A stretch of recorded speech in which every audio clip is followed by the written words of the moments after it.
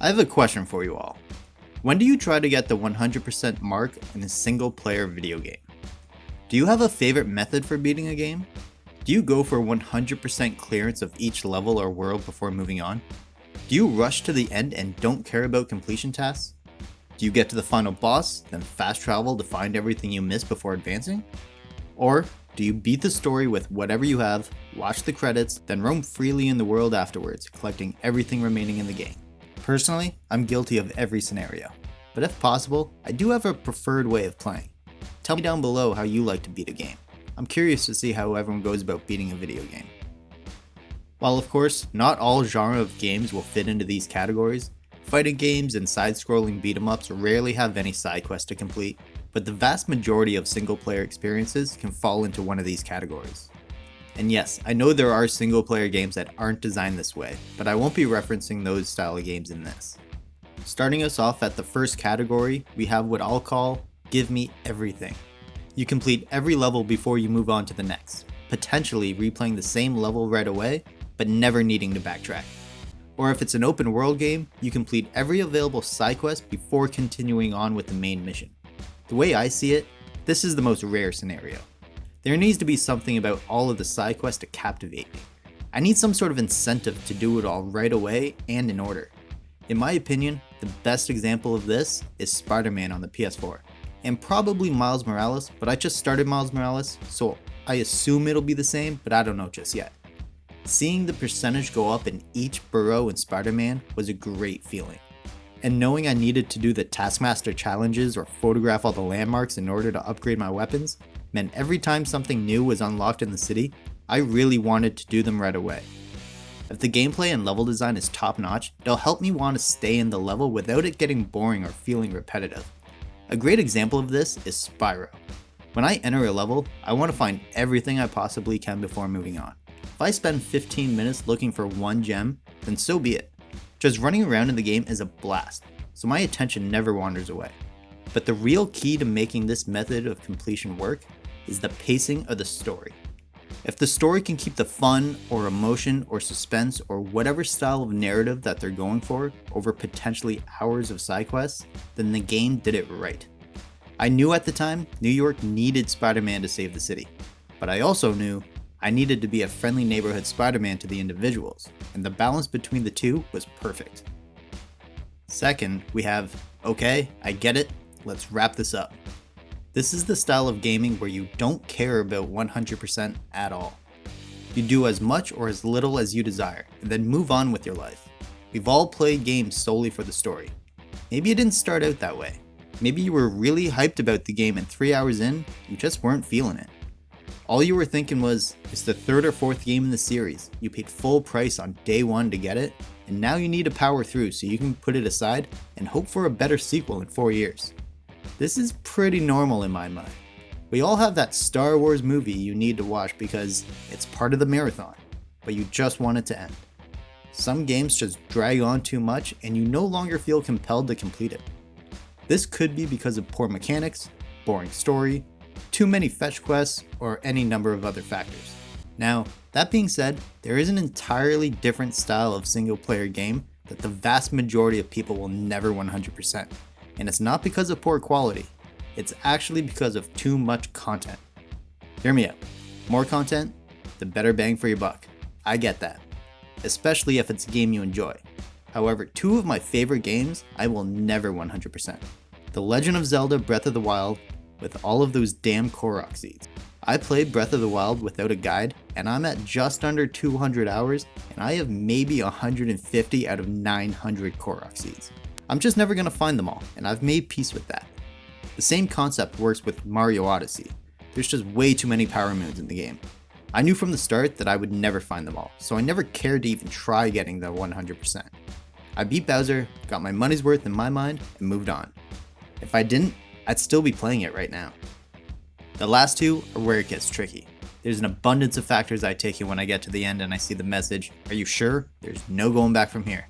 When I reach this point in a game, it's a case-by-case scenario on how I proceed. There's a, hold on, let me max out scenario. There's three main reasons why I might choose this way. First, I think I'm too weak. I rush through the game and I realize my weapons only have 3 out of 5 upgrades, or I know that the post game doesn't require me getting any stronger, so I might as well be as strong as possible for the boss. If that's the case, as I fast travel all over the map, I might as well find all the extra collectibles while I'm there. The second reason why I might do this is because I think the level designs or game mechanics or something in particular is somewhat plain. Not enough to make me give up on 100% entirely, but enough that I don't want to leisurely stroll my way through an area again. The difference between going through an Uncharted level again to find missing relics compared to replaying a level in a Ratchet & Clank game is night and day in terms of fun and joy. Going through Uncharted levels again can almost feel like work, whereas Ratchet levels, I can use the sheepinator on every enemy and laugh my way to finding the missing golden bolt. If I'm going back to collect things to basically get in, get what I need, get out, I'd rather do it before I see the credits. That style of game, once I see the credits, it's time to move on. And the third reason why I might max out before the final boss is because I really enjoy the game, but the story has no urgency to it. If the game didn't make me care enough about the city or the planet that I'm trying to save, then whatever, the city can wait another 2 hours, I don't care.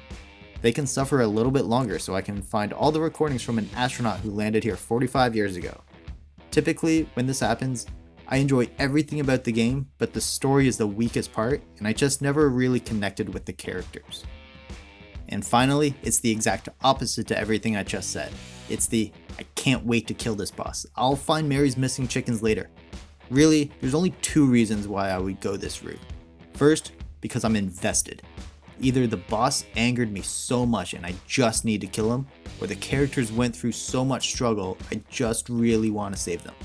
If the main characters actually matter to me, then I don't care about making sure that I have a hat shaped like a strawberry when I fight the boss. I don't care about the side quest to go fetch a bundle of hay. I just need to see the characters achieve their goal. This is where I'm at right now with the game I'm currently playing. I'm at 80% in Tomb Raider Definitive Edition.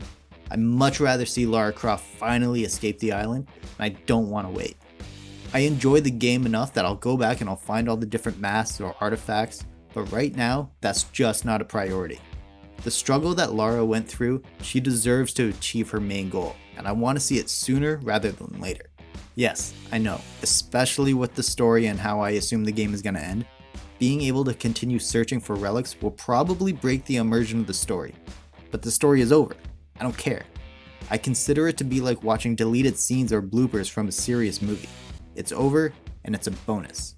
The other scenario for me choosing this method is because the gameplay is so much fun. Side-scrolling Nintendo games are great for this. I beat Super Mario 3D Land on the 3DS, then I went back to get all the large gold coins I missed. In fact, I think I'm still missing a couple, but now that I beat the main story, I can work on it at my own pace. If the game has true replayability, then I have zero issue with beating the story, losing the immersion, and playing the rest at my own pace.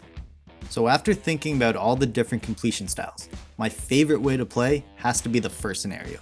The game is so good, I need to beat it 100% as I go. However, I do think that as much as I would like it to be, it's not the style that I play the most. I think the last scenario is the one that I do the most.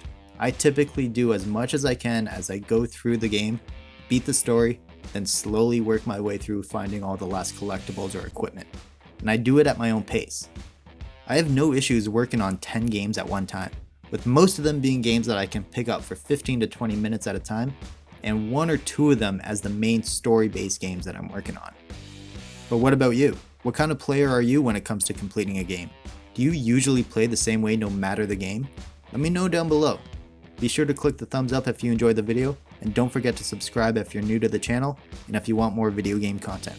Thanks for watching.